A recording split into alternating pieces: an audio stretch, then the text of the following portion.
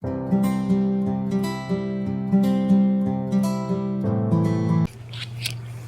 to the AETCM, the Emergency Medicine channel. Shall I? Yeah. Presenting the case of a 43-year-old male who is a known case of CLD who came to our ER with complaints of abdominal distension over the past 1 week and abdominal pain and fever since last 3 to 4 days. On primary assessment, patient was conscious, oriented and obeying commands. Airway was patent, there was no secretion, gurgling or pooling of saliva. Breathing, patient had a respiratory rate of 18 per minute with a saturation of 98% at room air. On circulation, patient had a BP of 114/60 mmHg with a pulse rate of 86 per minute. Disability, patient had a GCS of 15 out of 15. And patient was complaining of abdominal pain and pain score was about 4 to 5 out of 10.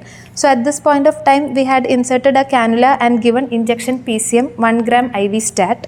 On exposure, patient was febrile and had a GRBS of 110 milligram per deciliter. So coming to the adjuncts of the primary survey, since the patient was complaining of diffuse abdominal pain, we had taken a CBC CRP. In that, total count was found to be 4.2 with a CRP of 6 and HB 10. We also had done a VBG. There was no any acid-base abnormalities. Lactate also was 2 with a sodium 132 and potassium 4.2. Coming to the secondary survey, 43-year-old male who's a known case of chronic liver disease with portal hypertension presented to our ER with complaints of abdominal distension which was gradually progressing since last 1 week. Patient then developed diffuse abdominal pain since last 3 to 4 days associated with on and off fever spikes. Patient also gives an history of ascitic tapping done 1 week back. There was no history of any hematemesis or melena. There is no history of any altered behavior, no history of reduced urine output. There was no history of any constipation or obstipation, no history of vomiting. Coming to the allergic history, patient does not have any known drug allergy. Medical history, patient was on tab Rifagat BD. Patient was taking Cardivas, thiamine, Udiliv, and also patient was on Lacilactone for the previous days. Okay. Coming to the past history, patient had previously also developed gross ascites and has a history of tapping for 5 times. There was a history of her upper GI bleed in 2021 and EVL was done for the same. No history of any hepatic encephalopathy or HRS. Coming to the general examination, patient was conscious oriented. There was no pallor, icterus, clubbing, lymphadenopathy or edema. Per abdomen examination, on inspection, abdomen was distended and flanks were full with umbilicus everted. On palpation, it was soft and patient was complaining of mild diffuse tenderness. Bowel sounds were present. Coming to the other systems, respiratory system, air entry was bilaterally equal, normal vesicular breath sounds, CVS S1, S2 was heard, and CNS there was no focal neurological deficits, flaps were absent. So at this point of time, CBC CRP was showing a normal, there was no infectivity in shown. So we had also taken USG of the patient, USG abdomen and pelvis was taken which showed moderate ascites. So since patient gives a history of tapping 1 week back and then developing abdominal pain and fever spikes, we also had done USG guided therapeutic and diagnostic tapping for the patient. So we were awaiting the results of that, and we had also started the patient on Lasix infusion since patient was having diffuse abdominal distension. And then coming to the diagnostic tapping result, it ascitic fluid showed a total count of 144 cells and it was of 84% mononuclear cells with 15% of segment cells. Then serum ascites albumin gradient was showing of 1.92. We also had sent the ascitic fluid for cultures, and then the culture came to be as gram positive cocci. It was showing coagulase negative staphylococcus with a sensitivity to levoflox and trimethoprim. etc. So and then the other values of the ascitic fluid, it was showing ADA of 4.3, protein of 1.1 and albumin of 0.58. Other routine investigations also were sent for the patient. In that, procal came to be as negative for the patient. So getting the results of the ascitic fluid, we came to a working diagnosis of SBP. It's not SBP. It is not SBP. Why I am saying it is not SBP? Why it is not? I am saying it is not SBP. It is peritonitis. It is not spontaneous bacterial peritonitis. It is not spontaneous. Why I am saying this? What is the organism that is grown? Staphylococcus. Whether it will be seen in the abdomen? No. So how it has grown inside an ascitic fluid? Usually normally found organisms are Klebsiella and E. coli, but rarely we can get staph. Why? Strep also. Why? Tapping was done. Because of the tapping. Because of the tapping, it is being created by iatrogenic or a hospital acquired. It is there in the skin surface. There are two possibilities for that culture report. One, either it has grown inside the ascitic fluid, or it might be a contaminant from the skin. If it has grown inside the ascitic fluid, a gram positive usually we won't get. We have, because of the recurrent tapping, whatever he has had, he has developed. So when you call it as a spontaneous bacterial peritonitis, ideally, what will be the background history?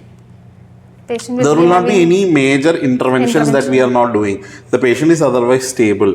Patient had some ascites and he's been on treatment. Suddenly he's coming with fever, abdominal pain with chills and rigor. So whenever this group of patient, why I am saying it is not spontaneous bacterial peritonitis, if we have given me a list of a gram-negative organism, I would have agreed to that. But how to see a gram-positive that is coagulase negative, that is usually a skin contaminant, which usually when we do an indwelling catheters, all those things, these things develop. So this is actually, when you look at it's an iatrogenic thing that has developed to this patient. So that is why I am saying it is not spontaneous. When you say spontaneous, it should happen without any reason. So that is the reason why I am saying it is not spontaneous.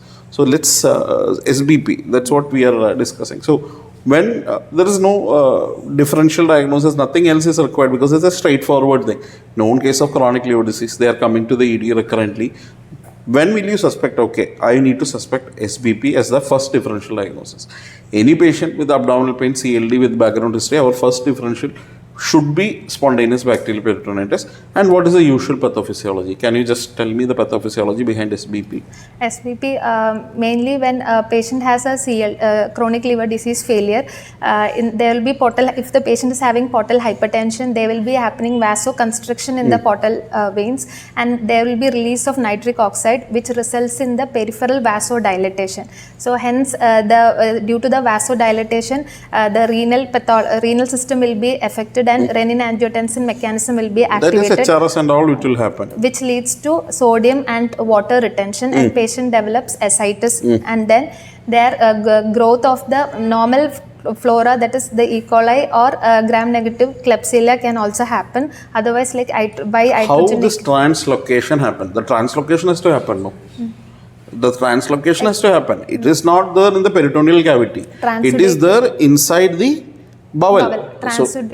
Transudative fluid happens. Transudative fluid comes so that bacteria migrate. So that is the reason why we are giving rifaximin for gut sterilization.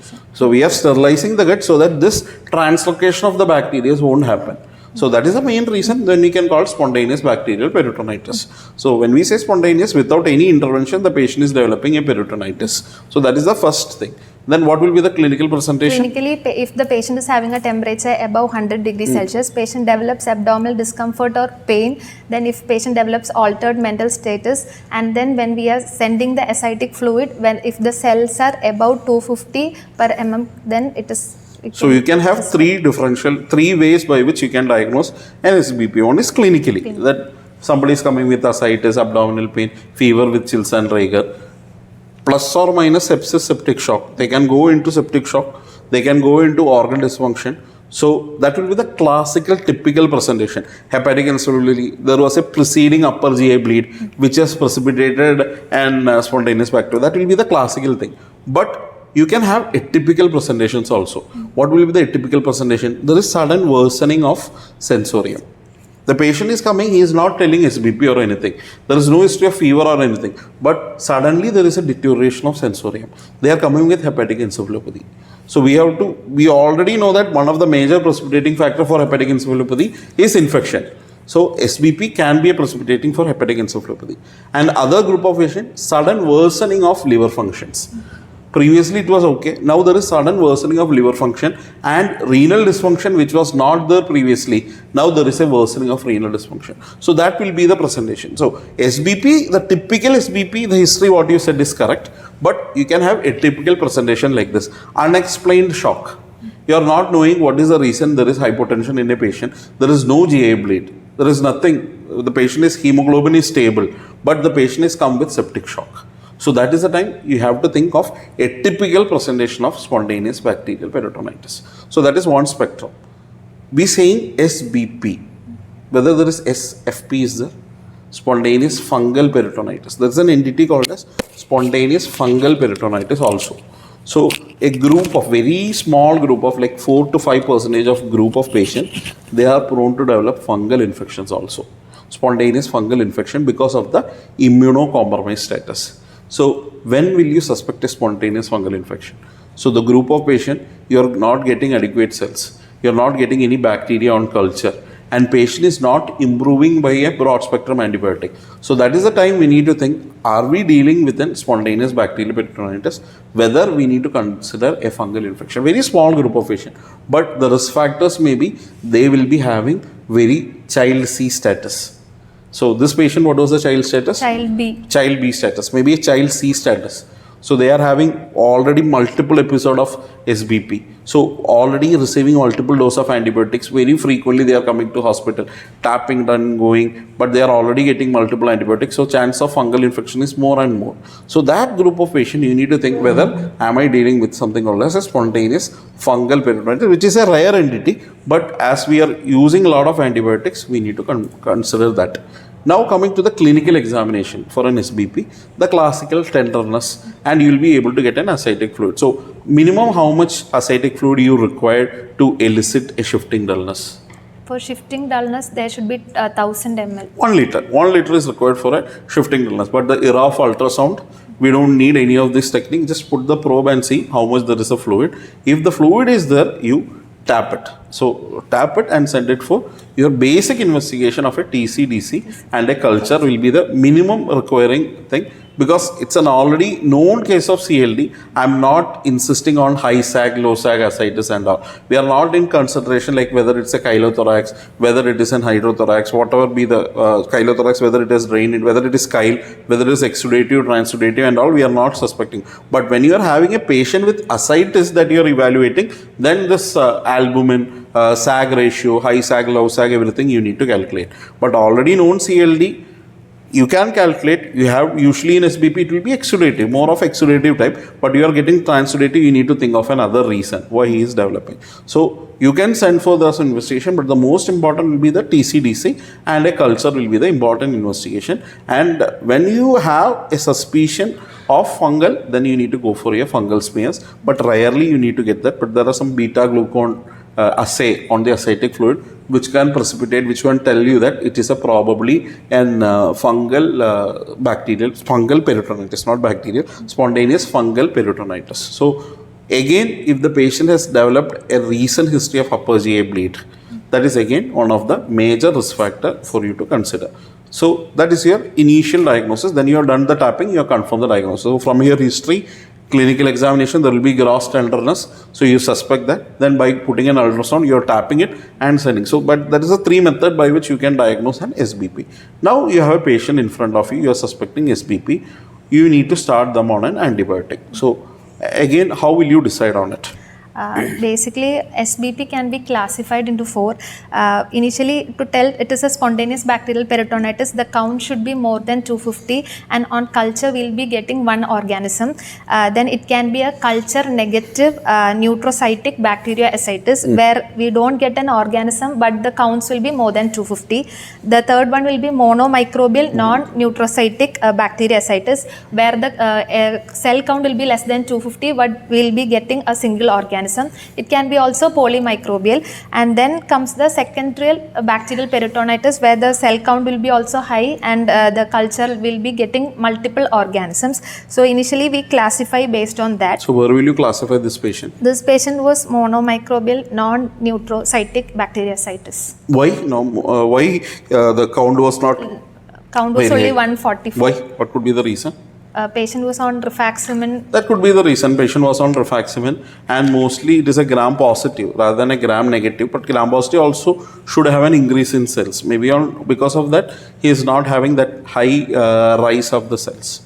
Okay. So initially we classify based on this, and then coming to the antibiotical therapy, we shouldn't delay the initiation of antibiotics. We can start with the empiricals, and most preferred is the third generation cephalosporins. We can go ahead with the cefotaxime 2 grams TID. Otherwise, we can go with the wide coverage injection piptas TID or ofloxacin 400 mg BD. In this patient, since there was multiple admissions and all, we had put injection piptas for the patient.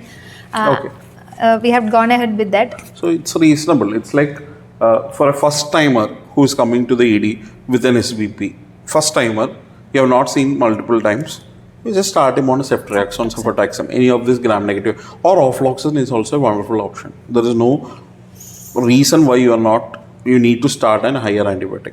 But the same fellow, he's coming in septic shock.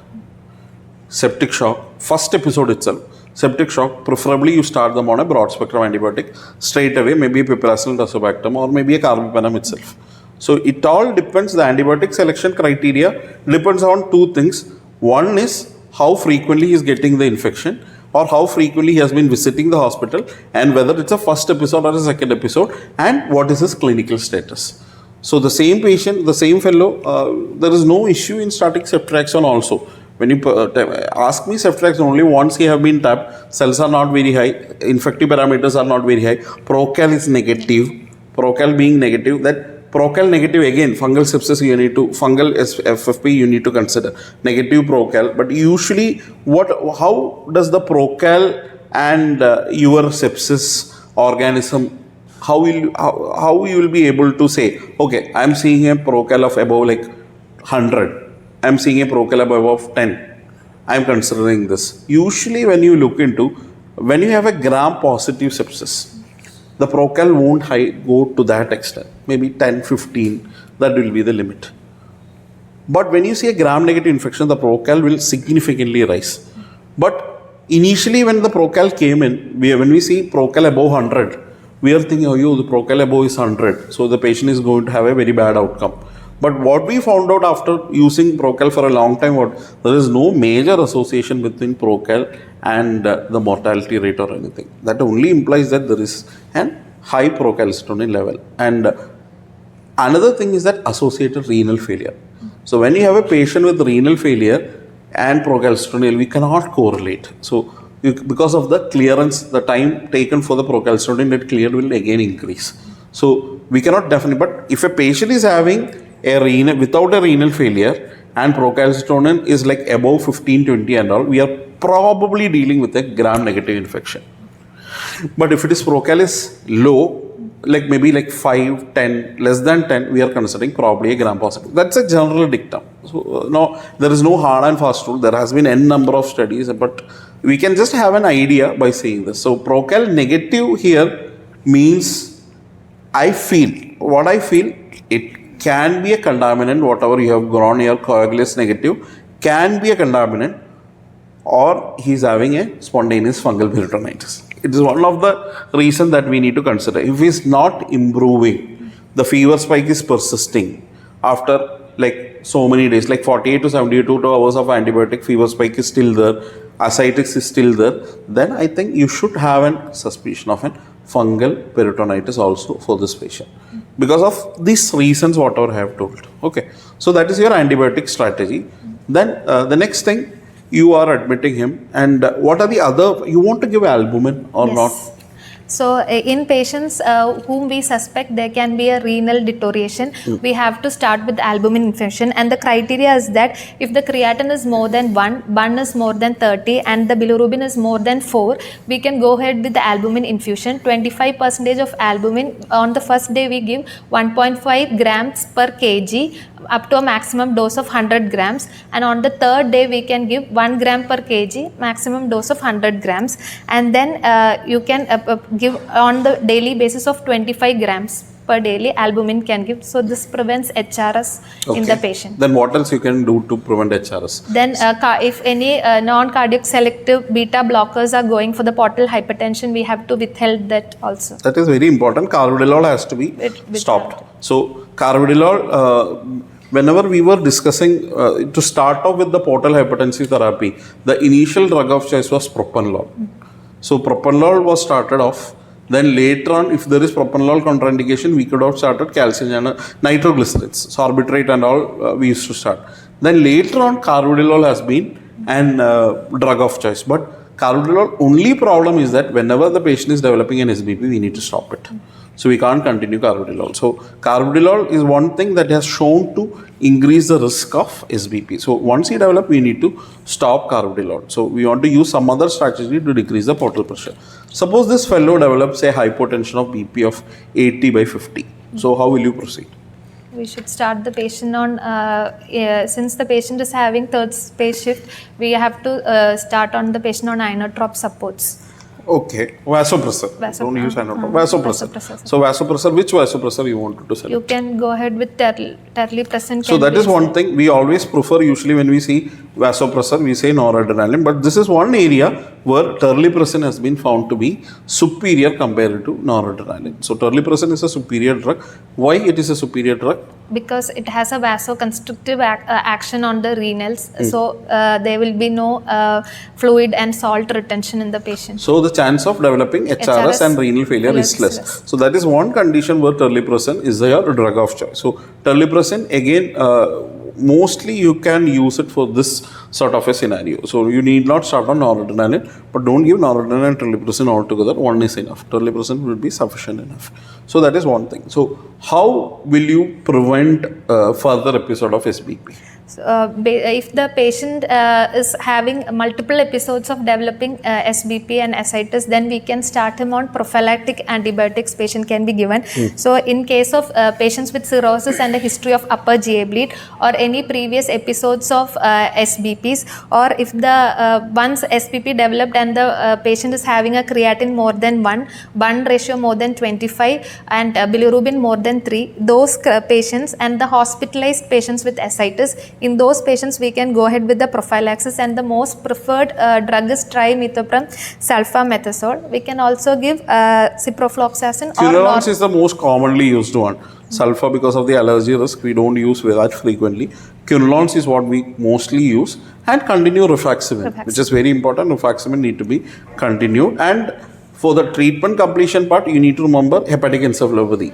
That is the deadliest thing. So you need to remember that this fellow can go in for hepatic encephalopathy at any moment of time. Already there might be some grade 1 encephalopathy already, but right now you said he is conscious oriented, but he can go at any moment of time. So conscious oriented, that hepatic encephalopathy is ruled out, but you need to remember syrup loose, everything, rifaximin, all the important thing that you need to give. But I disagree with one part is Lasix infusion. Why he was given on Lasix infusion? That part I disagree. Why he also started on Lasix infusion? How does it help in this group of patient? In this patient? Usually, if there is an ascites and patient has a breathing difficulty. See, how does Lasix help to remove the fluid from your ascitic? It will not. Lasix, it will not, because if the patient has got some dilutional hyponatremia, you want to give excessive, there is pedal edema and all, you can use ascites. Also some amount of help will be there, but for an acute this thing, you are creating an problem by giving Lasix. How? Electrolyte potassium. Potassium, you are creating hypokalemia. You are going to create hypokalemia and the patient is going for again hepatic encephalopathy. But generally there is no guidelines as such to start Lasix infusion in this group of patients. Albumin good, agreed, tapping agreed, antibiotics agreed, but Lasix infusion, I don't feel if we have any risk for hepatic encephalopathy, preferably you should avoid diuretics. So diuretics should be avoided. If the patient is already encephalopathy, 100% it is contraindicated. But otherwise, it might precipitate. If there is hyperkalemia, then I agree. But there is no hyperkalemia. Borderline potassium. What was the potassium? 4 point or something. 4.1. Normally. There is no need to. There is no need of giving an Lasix at that moment of time, unless and until you are having a very large pleural effusion. Some other indication is there for use of Lasix. Otherwise, generally, Lasix won't be given in an acute setting. I am not saying chronically, yes, Lasilactone, they will be on Lasilactone. Chronically, they will be taking this drug to prevent this. But acutely, I don't feel infusion as such needed to be started. Maybe one bolus, I will agree to that. But multiple infusion is not highly recommended to start off with. Okay. So, that is your spontaneous bacterial peritonitis. And when will you consider as another alternative diagnosis? Once you have started the patient on antibiotics, even after 48 hours, if the patient is not clinically improving, then we have to repeat the paracentesis, and then we have the ultrasound and do the paracentesis, and then we have to rule out the causes for the secondary bacterial peritonitis, because in secondary bacterial peritonitis, surgical correction should be given, otherwise it will higher mortality rate. SBP improves very fast within the first 3 doses of antibiotics. Okay. So the thing is that you can have other acute abdomens also. That you should always remember. Other acute abdomen, you can have n number of other causes of acute abdomen. That should you keep in your mind. But most commonly is SBP, and fungal peritonitis also you need to consider. And what is TIPS? TIPS, in transintrahepatic portal systemic shunting. So this group of patient who is recurrent ascitic tapping and all, that is a candidate we can think of whether TIPS will help them. So you need to, that the hepatologist or the gastrophysician will do, but just for the sake of conclusion we are discussing this. Okay, so our guideline, it's a simple clinical diagnosis is enough. Tapping, send for TCDC, confirm the diagnosis, give antibiotics, usually they will respond. Very fast they will respond. If they are not responding, you have to think, okay, why he is not responding? Reasons, whatever we have listed, you need to keep that in your mind. Okay, fine. Thank you.